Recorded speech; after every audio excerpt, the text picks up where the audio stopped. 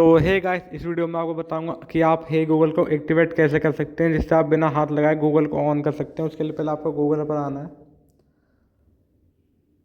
फिर आपको ऊपर आईडी पे क्लिक करना है, फिर आपको नीचे आना है और सेटिंग्स पर क्लिक करना है, फिर आपको गूगल असिस्टेंट पे क्लिक करना है और फिर आपको वॉइस मैच पे क्लिक करना है।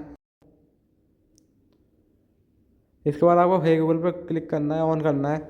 इसके बाद आपको नीचे आना है और आई एग्री पे क्लिक करना है, फिर नीचे आना है और फिर आई एग्री पे क्लिक करना है। उसके बाद आपको नेक्स्ट पे क्लिक करना है। अब आपका हे गूगल एक्टिवेट हो चुका है। जैसे ही आप हे गूगल बोलेंगे आपका गूगल ऑन हो जाएगा। हे गूगल।